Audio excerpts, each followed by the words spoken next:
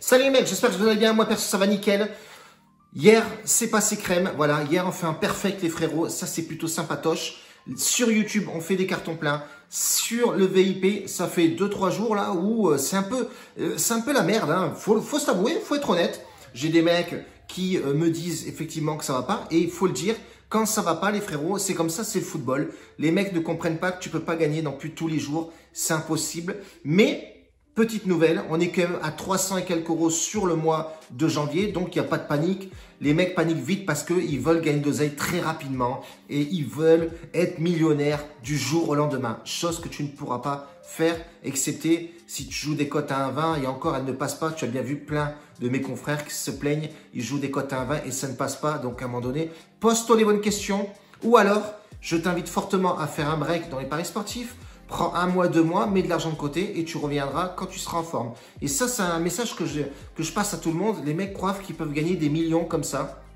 Les gars, détendez-vous. Hein, il faut aussi comprendre une chose. Quand vous mettez des pronostics sur YouTube ou autres réseaux sociaux ou des VIP, etc., vous n'êtes pas obligé de suivre en fait. Jouez au ressenti. Après, ils vont me dire, oui, mais si on prend un VIP, c'est pour jouer les pronostics. Tu as bien vu, il y a des méformes dans les paris sportifs. Il y a des journées noires, il y a des jours noirs. Donc, à un moment donné, c'est à toi aussi de t'abstenir quand tu vois que ça ne va pas et de t'abstenir sur le pronostic. Moi, j'ai des mecs hier qui m'ont pas suivi sur un pronostic. Et bien, il y a un mec qui a pris 2 pronos qui sont passés.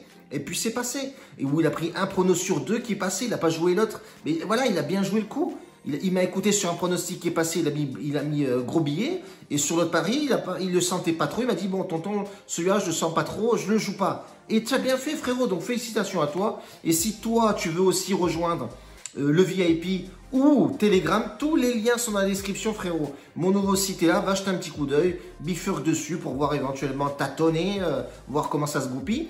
Et voilà, viens aussi sur BetWinner si tu veux un bookmaker qui est plutôt pas mal. J'ai appris pas mal de news là sur CBet apparemment, sur les transferts, les réceptions d'argent et tout, etc.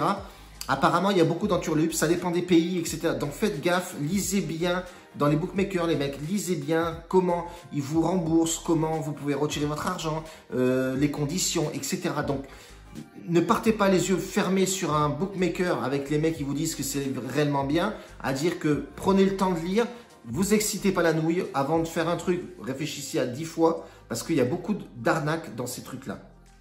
C'était mon petit point de vue. Donc attention frérot, rejoins-moi directement après El Generico.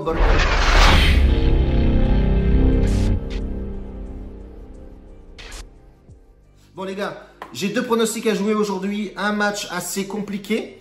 Villarreal qui rencontre Grenade. Ça va être mon match un petit peu semi-fun on va dire.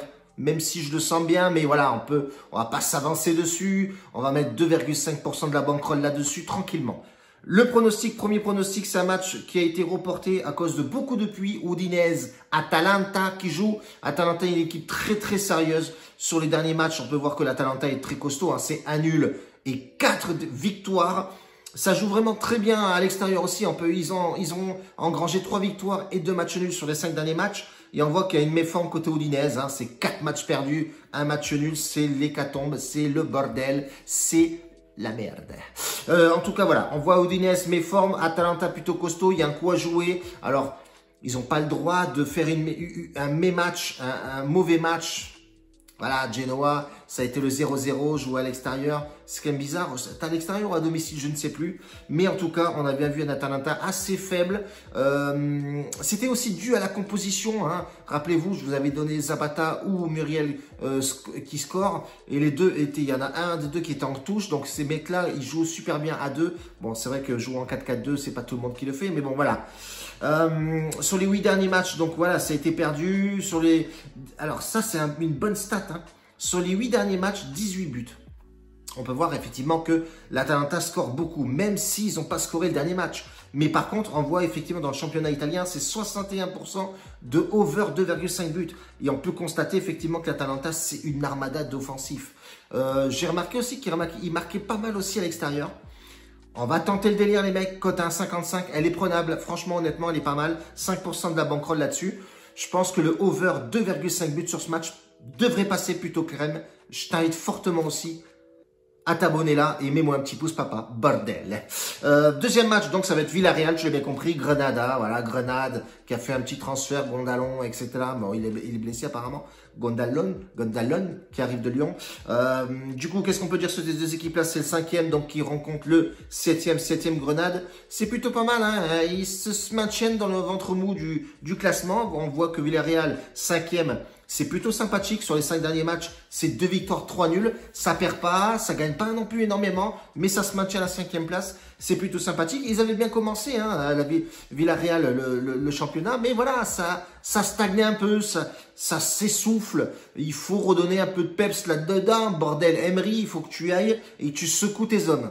On peut voir aussi sur les 5 derniers matchs, bonne forme. Hein, on a vu que ça jouait plutôt pas mal du côté Villarreal. À l'extérieur, par contre, c'est un peu la merde. Côté Grenade, 4 défaites, un match gagné seulement. Donc attention, Grenade se déplace pas forcément bien. On a une petite préférence pour Villarreal. Villarreal, ça GG pas mal à domicile. Hein, ça gagne 56% de ses matchs à domicile. Donc ça, c'est plutôt une bonne stat.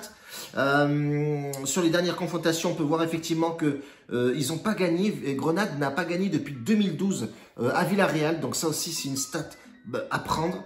C'est, on va dire, une bête noire Villarreal pour Grenade. Donc ça, c'est plutôt sympathique aussi. Ils ont gagné 7 matchs à domicile, ils ont fait 3 nuls. Et Grenade a gagné que 2 fois sur les 12 derniers matchs. Voilà, c'est que dalle. C'est peanuts, bordel. Et on peut constater effectivement que ouais, 8 sur 12, c'est plutôt propre. Bordel de bordel. Moi, sur ce pronostic, les frérots, je vais partir sur le 2 ou 3 buts intervalle. Vous savez, ce petit prono avec une cote qui est toujours sympatoche. C'est une cote qui reste vraiment stable. Ça tourne entre 1,90 et 1,86. Donc nous, on partira sur 2,5% de la bankroll. Et je pense que c'est un bon pronostic. Parce que voilà, Grenade, ça va fermer un peu le game. Villarreal, c'est pas non plus super flamboyant en termes de buts, etc. Ça se finit vraiment souvent sur des 1-1, etc. Bon, on peut partir là-dessus.